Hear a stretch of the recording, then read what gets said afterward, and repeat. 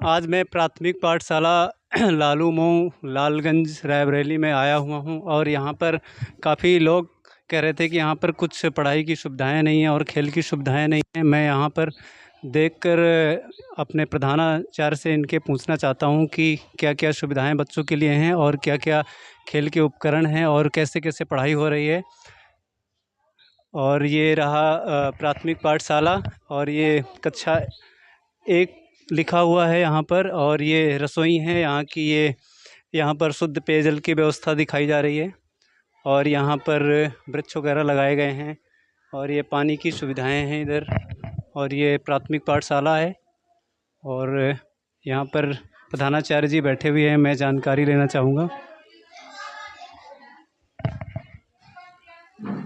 Sir, यहाँ पर कुछ लोग कह रहे थे कि यहाँ पे पढ़ाई नहीं हो रही है और इसके कारण हम लोग आए हुए हैं आपके पास।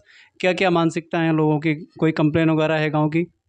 ये ऐसा कुछ नहीं है, पहले से काफ़ी ज़्यादा सुधार हुआ है और पढ़ाई पहले भी होती थी, अब भी जो है सरकार जो काफ़ी काफ़ी व्यवस्था कर रखी है। और हमारे पास निपुण भारी लक्ष्य निर्धारित किए गए हैं, उन्हीं के तहत हम लोग काम कर रहे हैं और पढ़ाई पहले से ज़्यादा सुपर हो रही है। प्रधानाचार्य जी का कहना है कि पहले से बेहतर पढ़ाई की इसमें जो शिक्षा व्यवस्था कर दी गई है और लोगों का मानना है कि सरकारी स्कूलों में पढ़ाई नहीं हो रही है। और जिस तरह से मैं देख पा रहा हूँ यहाँ पर शिक्षक अपना पूरा 100 का 100% दे रहे हैं। बच्चे भी यहाँ पर मन लगाकर पढ़ाई कर रहे हैं। हर एक बच्चा अपनी कैमरामैन एक बार अंदर दिखाएंगे। देखो, बच्चे पढ़ भी रहे हैं। तो ये गलत आरोप लगाया जाता है सरकारी स्कूलों के ऊपर। शिक्षक अपना हर तरह से 100% दे रहे हैं। देखिए यहाँ पर ब्लैक बोर्ड में भी कौन सा क्लास है मैडम? ये फर्स्ट सेकेंड है जी। और फर्स्ट सेकेंड में देखो क्या पढ़ा रही हैं अभी आप? शब्द पठन मात्राएं बच्चों को। यहाँ पर शब्द पठन पढ़ाया जा रहा है। और जो यहाँ पे दिखाते हैं लोग कि सरकारी स्कूलों में पढ़ाई नहीं हो रही है, जिस तरह से मैं देख पा रहा हूँ कि गवर्नमेंट की तरफ से सारी चीज़ें यहाँ पर अवेलेबल की गई हैं। यहाँ पर देखिए गिनतियाँ लिखी हुई हैं और हिंदी में जो हिंदी की गरिमा को नीचे स्तर में गिराया जा रहा है। आज भी गवर्नमेंट स्कूलों में हिंदी की प्राथमिकता दी जा रही है। यहाँ पर सारा हिंदी में लिखा हुआ है, गिनतियाँ भी लिखी हुई हैं और पहाड़ा भी लिखा हुआ है। और बच्चे अपनी पूरी मानक के तौर पर पढ़ाई कर रहे हैं। मैडम अपना 100% दे रही हैं और ब्लैक बोर्ड में साफ साफ दिखाई दे रहा है कि यहाँ पर शिक्षक कितना एक्टिव है और किस तरह से यहाँ पर बच्चों को देखिए। यहाँ पर मान, झांसा, मयूर, कोकिल करके यहाँ पर मतलब कि मात्राओं का प्रवचन करके दिखा रहे हैं। शब्द गठन भी बड़ा है यहाँ पर। मैडम, कोई बच्चे से पूछ सकता हूँ मैं? बेटा खड़े हो जाइए। मैडम ने क्या क्या पढ़ाया आज? शब्द पढ़ाया। क्या शब्द पढ़ाया? दुकान से। बच्चा थोड़ा घबराया सा लग रहा है। और ये मैडम जिस तरह से आप देख रही हैं कि हिंदी की गरिमा को डुबाया जा रहा है और अंग्रेजी की प्राथमिकता दी जा रही है, तो आप हिंदी और अंग्रेजी में क्या कंपैरिजन करना चाहेंगे? जी, हिंदी बच्चे के लिए ये हमारी मातृभाषा है। सबसे पहले हमको बच्चा जब घर से आता है अपने परिवेश में आसपास, वो हिंदी में ही बातचीत करता है। तो हमारे लिए पहले तो मुख्य भाषा हिंदी ही होगी, क्योंकि बच्चा डायरेक्ट घर से स्कूल आता है। अगर हम उसको इंग्लिश पे प्रेशर करेंगे तो उसको कुछ समझ में नहीं आएगा, वो कुछ बता ही नहीं पाएगा, उसको अच्छा ही नहीं लगेगा। जो हमारा काम है कि पहले तो वो बच्चा स्कूल आए, वहाँ उसके स्कूल में उसका मन लगे, यहाँ वो हमसे हमारा मिलजुल जाए। तो इसके लिए हमारी हिंदी मेरे ख्याल से ज़्यादा इम्पोर्टेंट है। देखो, मैडम का भी कहना है कि हिंदी भाषा में जितनी ज़्यादा अपनी मातृभूमि की मातृभाषा होती है, उस भाषा में जितना बेहतर अगर पढ़ाया जाए तो शायद बच्चों की समझ में कुछ ज़्यादा बेहतर आएगा। और हिंदी मेरे ख्याल से इंग्लिश से ज़्यादा टफ है, क्योंकि इंग्लिश में क्या होता है कि बच्चे रटना शुरू करते हैं। जब उनको कुछ समझ में नहीं आता तो वो रट लेंगे। और जो मैनर वर्ड हैं ये सब, गुड मॉर्निंग, गुड आफ्टरनून, ये तो बच्चे सीख ही लेंगे, क्योंकि हिंदी मीडियम में हो चाहे इंग्लिश मीडियम, ये चीज़ें तो हर जगह बताई जाती हैं। और हिंदी का है तो हिंदी में अगर हिंदी पढ़ लेगा बच्चा तो इंग्लिश मेरे ख्याल से सीख ही जाएगा धीरे से। जिस तरह से मैं देख पाता हूँ कि हिंदी भाषा जो है इतनी ज़्यादा डिफ़िकल्ट है, यानी इतनी कठिन है कि हर बच्चा इसको सीख नहीं सकता, लेकिन फिर भी यहाँ पर हिंदी देखिए, मैं एक बार दिखाएंगे कैमरामैन कि यहाँ पर कहीं भी अंग्रेजी का एक शब्द दिखाई नहीं दे रहा है। और कितना बेहतर होगा जब लोग हमारे देश की मातृभाषा में लोग बात करेंगे। और मैडम, आप कितने % अपनी भाषा को प्राथमिकता देना चाहेंगे? 80%। 100% क्यों नहीं देना चाहेंगे? 100% वैसे हिंदी है अच्छी है, लेकिन एक ही भाषा में सिमट के रह जाए, इंग्लिश भी ज़रूरी है, इसलिए। मैडम 80% दे रही हैं। उनका कहना ये भी है कि सही है, आज का जो दौर चल रहा है लोग अंग्रेज़ी में ज़्यादा बातचीत करना पसंद करते हैं। और कोई इस तरह का गलत आरोप ना लगाए कि सरकारी स्कूलों में पढ़ाई नहीं हो रही है। और मैं आज आप लोगों को लाइव डेमो दिखा रहा हूँ। यहाँ पर सब तरह की सारी सुविधाएं भी हैं और प्रधानाचार्य भी एक्टिव हैं पूरी तरीके से। स्वच्छता, सभ्यता और संस्कार पूरी तरीके से यहाँ पर दिखाई दे रहे हैं। मैंने प्रधानाध्यापक से जानकारी लेने की कोशिश की, काफ़ी देर बातचीत करते हुए ये उन्होंने बताया कि जो हमारे सरकारी पैरामीटर होते हैं उनके अकॉर्डिंग ही हम लोग चल सकते हैं। तो इसमें कोई ग्रामवासी अपनी तरफ से कोई प्रतिक्रिया जाहिर नहीं कर सकता है। वो सिर्फ एक गठन मानक के तौर पर उनसे रिक्वेस्ट कर सकता है कि पंडित जी हमारा बच्चा नहीं पढ़ रहा है, इससे थोड़ा बेहतर कर सें। तो प्रधानाध्यापक जी, आप बताइए, कोई आपके प्रकार मतलब ग्रामीणों की तरफ से कोई प्रेशर तो नहीं है?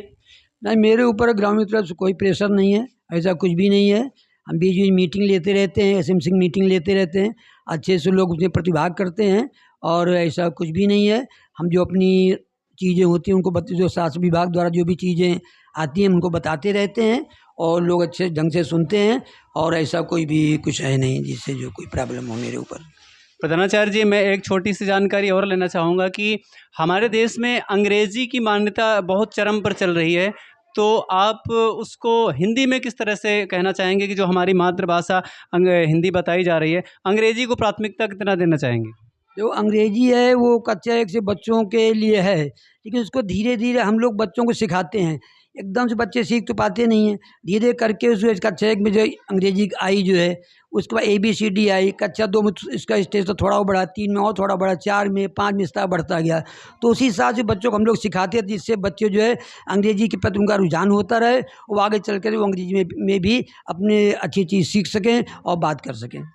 बहुत अच्छा प्रधानाचार्य जी के द्वारा बताया गया है कि मैं भी ये जानना चाहता था कि लोग कहते हैं कि अंग्रेजी भाषा को प्राथमिकता दी जाए, लेकिन मैं इस भाषा से बिल्कुल सहमत इसलिए नहीं हूँ कि हमारा देश अंग्रेज़ों का 200 साल गुलामी झेलने के बाद हम उनकी भाषा को प्राथमिकता देना नहीं चाहेंगे। और हम यही प्रयास करेंगे कि जितने हमारे सरकारी स्कूल हैं उन स्कूलों में हिंदी को प्राथमिकता दी जाए। तो हिंदी की प्राथमिकता पे सर कितना आप 100% देना चाहेंगे? देखो, हिंदी हमारी मातृभाषा है। बच्चा जब घर से आता है तो अपनी हिंदी भाषा सीख के आता है। जो उनकी जो भाषा होती है, मातृभाषा हिंदी होती है, और वो जो उनके बोलचाल की भाषा, घर में अगर बच्चा जिस भाषा में बोल रहा है, अगर हिंदी मान लीजिए जैसे हम लोग खड़ी भाषा यहाँ स्कूल में सिखाते हैं, लेकिन वो और घर में अपना जो भाषा होती है उस हिसाब से बोलता है, तो उसी ग्राम से हम लोग उससे बात करते थे जिससे हमारी भाषा को सीख सके और उसको किसी प्रकार कोई दिक्कत न हो पाए जो है। और हम लोग तो प्रयास करते हैं कि 100% जो है हिंदी भाषा उसको जो आनी चाहिए। बहुत अच्छी बात बोला है प्रधानाचार्य जी ने कि 100% अगर जिस टाइम हमारे देश की भाषा 100 में 100% बोली जाएगी, उस दिन हमारा देश सबसे बेहतर और विश्व गुरु के बनने के लायक होगा। क्योंकि हमारे देश में हमारे देश की भाषा नहीं पढ़ी जाएगी तो फिर किस देश में पढ़ी जाएगी। और कैमरामैन से एक बार कहूँगा कि ये कौन सा क्लास है? ये कक्षा 5 में हम एंट्री ले रहे हैं अभी, और मैडम यहाँ पे कितने पढ़ा रही हैं और बच्चे यहाँ पे पढ़ भी रहे हैं। तो मैडम, आपकी तरफ से क्या योगदान होगा? जो अभी भाषा का प्रचलन चल रहा है, लोग प्राइवेट स्कूलों की तरफ ज़्यादा रुझान बना रहे हैं, इस पे आपका क्या कहना होगा? प्राइवेट स्कूलों में बात यह है कि जो सरकारी विद्यालय हैं वहाँ पे सबसे जो कमी तो नहीं कहेंगे, लेकिन अगर पर्याप्त शिक्षक यदि दिए जाएं तो बच्चे जो है हर क्लास के लिए हर शिक्षक यदि हों तो बच्चे जो है आसानी से उनको पढ़ने में सरलता होगी। ये बहुत अच्छी बात बोला है मैडम ने कि सरलता होगी, क्योंकि जो भाषा हम बोल रहे हैं उसी भाषा में जब हम कोई चीज़ सीखते हैं तो वो हमारे लिए बहुत आसानी होती है और हम अच्छे तरीके से सीख पाते हैं। अगर यही चीज़ मैडम अगर अंग्रेजी में होगी तो बच्चे को सीखने में कठिनाई होगी या आपको सिखाने में? जी, हमें सिखाने में तो मान लीजिए हम किसी भी तरह से प्रयास करके बच्चों को सिखाएँगे, लेकिन बच्चों को सीखने में कठिनाई होगी। क्यों? क्योंकि मातृभाषा में जिस चीज़ को बच्चे या कोई भी हो जितनी आसानी से सीख सकता है, वैसे दूसरी भाषा में वो नहीं सीख पाएगा। ये मैडम ने बहुत गंभीर बात बोली है कि जो भाषा हम बोलते हैं उसी भाषा में हम अपना पठन पाठन बहुत अच्छे से कर सकेंगे। और यहाँ पर पहले से ज़्यादा यहाँ मैडम लाइब्रेरी की व्यवस्था भी है आपके पास? जी, लाइब्रेरी में कौन कौन सी किताबें हैं आपके पास? लाइब्रेरी में हमारे पास कुल 292 किताबें हैं। इसमें तरह-तरह की हर स्तर के हिसाब से बच्चों के लिए किताबें हैं। उनमें कुछ जो है कहानियाँ हैं, कविताएँ हैं और कुछ कला से संबंधित भी किताबें हैं। मैडम एक आध किताब आप दिखा सकती हैं जो लाइब्रेरी की होगी? कैमरा मैन एक बार इधर फोकस करेंगे। पंडित जी का ये जो इधर प्राथमिक पाठशाला की जो लाइब्रेरी भी यहाँ पर है और ये किताबें भी देखिए यहाँ पर हैं और ड्राइंग भी इधर कले की भी हैं और हिंदी की पुस्तकें रखी हुई हैं। तो यहाँ पर जो लोग कहते थे कि सरकारी स्कूलों में कोई व्यवस्था नहीं है, तो आज मैंने सभी को ये लाइव डेमो दिखाने की कोशिश करी है और मैडमों से मैंने बात की है जो यहाँ के अध्यापिका हैं। अध्यापिका का कहना ये है कि लोग जो अंग्रेजी की तरफ ज़्यादा रुझान बनाते हैं, तो अंग्रेजी हम पढ़ा तो सकते हैं लेकिन बच्चा प्राथमिक पाठशाला से अंग्रेजी पढ़ेगा तो फिर अपनी मातृभाषा में कब सीखेगा। तो मैडम यहाँ पर बच्चे जो स्वच्छता के आधार पर मैंने देखा कि बच्चों के अंदर जो स्वच्छता भी बहुत अच्छी है। कोई बच्चा आपके यहाँ पर नाखून नहीं रखा हुआ है। आप किस तरह से साप्ताहिक इसका देख पाती हैं? जी, इसमें यह है कि हर सप्ताह हम लोग बच्चों के नाखून हैं और इत्यादि उनकी स्वच्छता पर ध्यान देते हुए उन्हें उसके लिए प्रेरित करते हैं कि और इसके लिए जो है हर साल सितंबर माह में स्वच्छता पखवाड़ा भी मनाया जाता है। और हर सप्ताह जो है जैसे कि हमने बताया हम लोग बच्चों की चेकिंग करते हैं, उन्हें जो है स्वच्छता के लिए प्रेरित करते हैं और रोज़ ही उन्हें साफ़ सफाई के लिए और जो भी मीटिंग ली जाती है, जो हर महीने जो एसएमसी की मीटिंग होती है और जो पीटीएम बैठक होती है, उसमें भी जो है उनके बच्चों के अभिभावकों को भी प्रेरित किया जाता है कि वे बच्चों को जो है अच्छे से साफ सुथरा करके विद्यालय भेजें। बहुत अच्छी बात मैडम ने बोला है कि मैं देख पा रहा हूँ कि यहाँ पर किसी भी बच्चे के नाखून बड़े नहीं हैं, यहाँ पर बच्चों के बाल बड़े नहीं हैं। तो कहीं न कहीं ये जो अध्यापिका हैं ये अपना 100% दे पा रही हैं। बच्चे अपने ज़रा नाखून दिखाना अपने। मैं देख पा रहा हूँ यहाँ पर जैसे प्राइवेट स्कूलों में नाखून रखने का रिवाज है, इस बच्चे के एक भी नाखून नहीं है। मैं एक एक कर बच्चे को दिखा रहा हूँ, यहाँ पे किसी भी बच्चे के नाखून नज़र नहीं आ रहे हैं और बाल भी कटे हुए हैं। तो इस तरह से प्राइवेट स्कूलों में जो नाखून हुआ करते थे, यहाँ बच्चों के नाखून नहीं हैं। तो कहीं न कहीं स्वच्छता का बहुत ज़्यादा ध्यान दिया जा रहा है प्राथमिक पाठशाला में।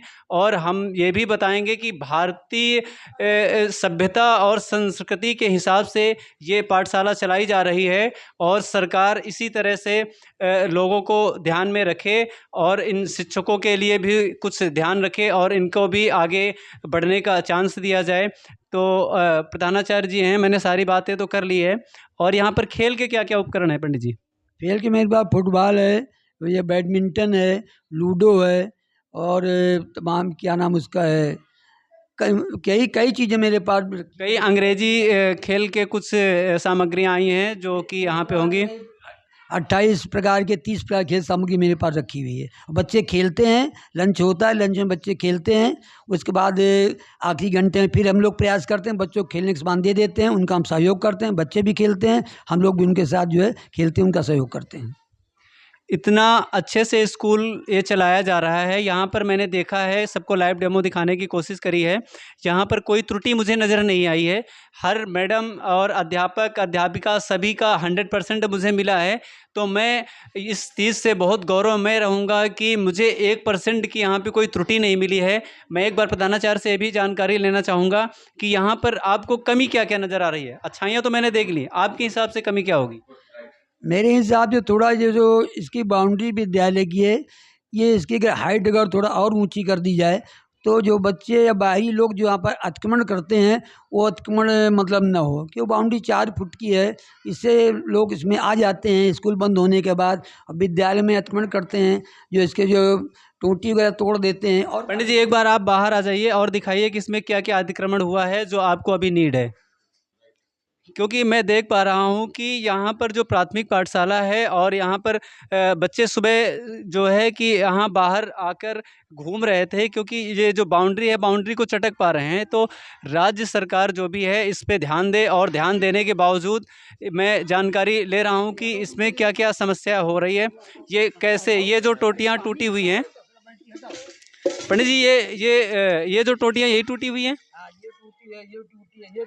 कैमरामैन इधर दिखाइए कि ये जो समस्या हो रही है तो ग्रामवासियों के द्वारा हुई है, और इस तरह की हरकतें ना की जाएं, क्योंकि ये सरकारी संपत्ति है और सरकारी संपत्ति को उजाड़ने का किसी को अधिकार नहीं है, और ये एक अपराध है, ये दंड है, और इस पे कार्रवाई की जानी चाहिए।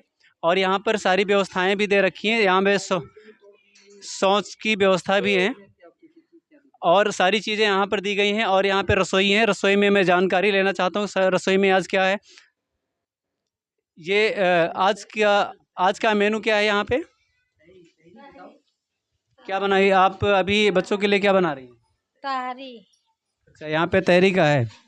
तो मैं प्रधानाचार्य जी भी साथ में हैं, और यहाँ पर रसोई की शुद्धता भी इसमें है, मुझे कहीं भी गंदगी नज़र नहीं आ रही है। तो जितने हमारे देश के प्राथमिक पाठशाला हैं वो मैं सरकार से आग्रह करना चाहता हूं कि यहाँ पर 1% की कोई कमी नहीं है, और ग्रामवासियों के द्वारा यहाँ पर कुछ नल की टोटियाँ टूटी पड़ी हुई हैं, तो इस पर नज़र रखी जाए। और प्रधानाध्यापक जी का कहना है कि ये बाउंड्रियाँ बहुत छोटी हैं, तो कैमरामैन एक बार दिखाएंगे, ये बाउंड्रियों से बच्चे जो है कूद कर बाहर आ भी जाते हैं और बाहर से अतिक्रमण भी कर देते हैं। तो ये सुरक्षा की दृष्टि पर कहीं न कहीं बहुत भूल हो रही है, और इस पे कहीं न कहीं बच्चे चोट भी खा सकते हैं, ये क्षतिग्रस्त भी हो सकती है।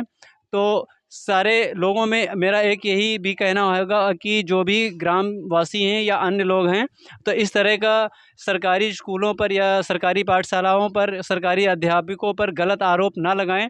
और सभी बच्चों से मेरा कहना है कि ये प्राथमिक पाठशाला है और अपनी भाषा में अच्छी बेहतर शिक्षा का यहाँ पर शिक्षा प्राप्त करें।